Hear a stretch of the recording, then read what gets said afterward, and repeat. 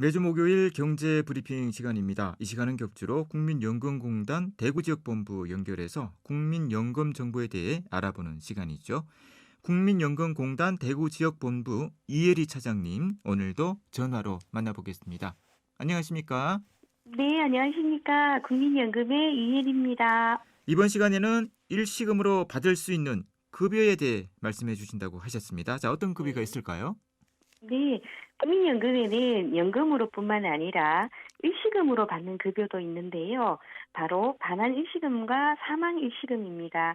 오늘은 이 두 가지 급여에 대해서 말씀드리겠습니다. 연금으로 받을지 일시금으로 받을지 이 수급권자가 선택을 할 수 있습니까? 어떻습니까?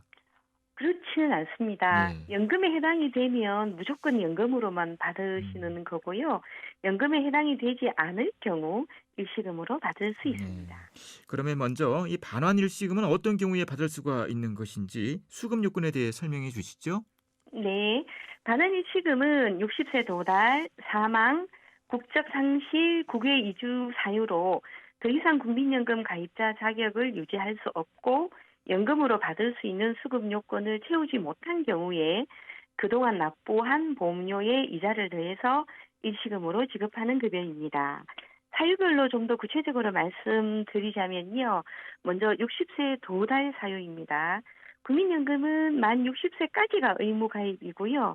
연금으로 받으시려면 10년, 즉 120개월 이상 납부가 되어야 하잖아요. 네. 근데 120개월 충족이 되지 않았는데 만 60세 도달이 되었을 경우 임의계속 가입 등으로 부족 기간을 충족하고 연금으로 수급 기회가 있는데도 불구하고 본인이 연금으로 받는 걸 원하지 않는 경우에 일시금으로 청구 가능합니다. 두 번째 사망 사유인데요. 가입자 또는 가입자였던 자가 사망 시 가입 기간 요건 미충족 등으로 유족연금 수급 요건을 충족하지 못한 경우에 일시금으로 받을 수 있습니다.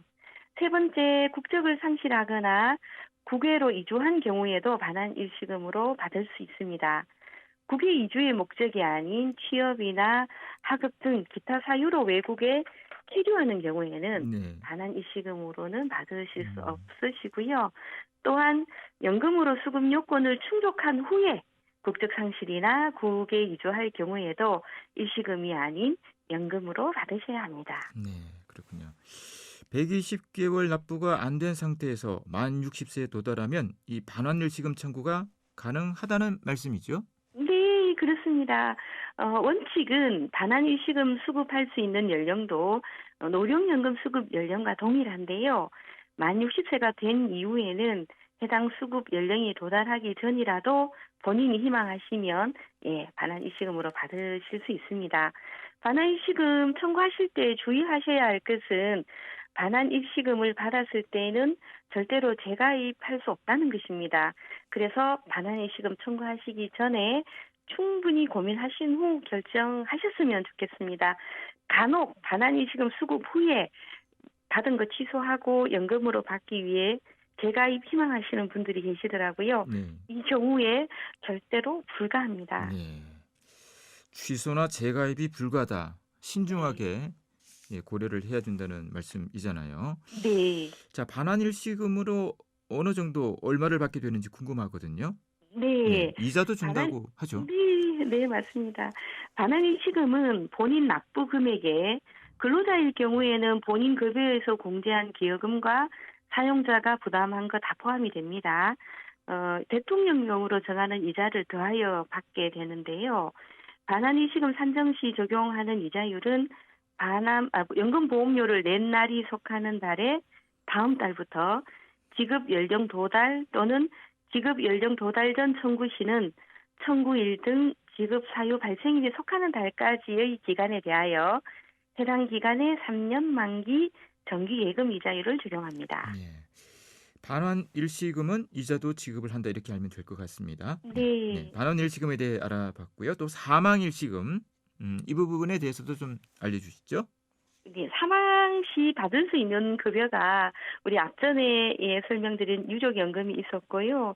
또 좀 전에 살펴본 바와 같이 사망 시 가입기간 요건 미충족 등으로 유족연금에 해당이 안 될 경우 반환 일시금으로도 받으실 수 있었습니다. 근데 사망 일시금은 가입자 또는 가입자였던 사람이 사망하였으나 유족연금 또는 반환 일시금을 지급받을 수 있는 수급 요건에 맞는 유족이 없는 경우 더 넓은 범위의 유족에게 지급하는 장제부조적, 보상적 성격의 급여라고 생각하시면 됩니다. 네. 유족연금과 반환일시금, 수급 요건을 모두 충족하는 이 배우자라든지 자녀, 또 부모, 손자녀, 조부모의 순서 가운데 최우선순위자가 수급권자가 되는 걸로 알고 있거든요. 네. 네. 사망일시금은 이 범위가 좀 더 넓다고 하는데 어떻습니까? 네. 사망일시금은 형제 자매와 사촌 이내의 관계 혈족이 더 추가가 된다는 음, 겁니다. 그래서 유족연금과 반환일시금의 수급권자는 신분, 연령, 장애 요건과 생계 유지 요건을 충족해야 하는데 사망일시금은 신분 요건만 충족하면 배우자, 자녀, 부모, 손자녀, 조부모, 형제 자매 순위 중 최우선 네. 순위자가 수급권자가 되고요. 앞순위가 아무도 없을 경우 맨 마지막 순위인 사촌인의 반계 혈족이 이제 받으실 수 있는데 사촌인의 반계 혈족은 사망자와 신분 요건과 더불어 생계를 유지한 경우에만 사망 일시금을 지급받을 수 있습니다. 네. 민법상 상속 순위가 기준이 되지만 앞선 순위가 아무도 없을 경우에는 사촌 이내 반계 혈족까지 받을 수 있다 이 말씀이신데, 네. 자, 사촌 이내 반계 혈족은 사망자와 생계 유지가 돼야 받을 수가 있고 나머지 유족은 생계 유지 여부는 상관이 없다 이렇게 보면 되는 거죠. 네, 네. 그렇습니다. 사망일시금은 어느 정도 받습니까? 네, 사망일시금은 가입자 또는 가입자의 어떤 자의 반환 일시금에 상당한 금액으로 지급은 하는데요. 이제 다만 기준 금액이 한도가 있습니다. 그래서 최종 기준 소득 월액 또는 가입 중의 기준 소득 월액의 평균액 중 많은 금액의 4배를 초과할 수는 없습니다. 다만 이때 기준소득 월액은 현재 가치로 환산해서 지급합니다. 네. 그러면 사망일시금은 돌아가신 분이 이 납부한 금액을 다 못 받을 수도 있는 의미인지 모르겠습니다. 네, 그럴 수도 있습니다. 유족연금이나 반환일시금으로 받을 수 있는 수급권자가 없는 경우에 지급하는 네. 장제부조적, 보상적 성격의 급여다 보니 음. 그런 경우도 있을 수 있습니다. 근데 보통은 유족연금 또는 반환일시금으로 지급을 받으시니까 이런 경우는 드물다고 보시면 됩니다. 네. 오늘도 청취자분들이 궁금해하는 국민연금제도 가운데 반환일시금 또 사망일시금에 대해 알아봤습니다. 네, 많은 도움이 되었을 것 같네요. 오늘도 수고하셨습니다. 네, 감사합니다. 네, 국민연금 대구지역본부 이혜리 차장이었습니다.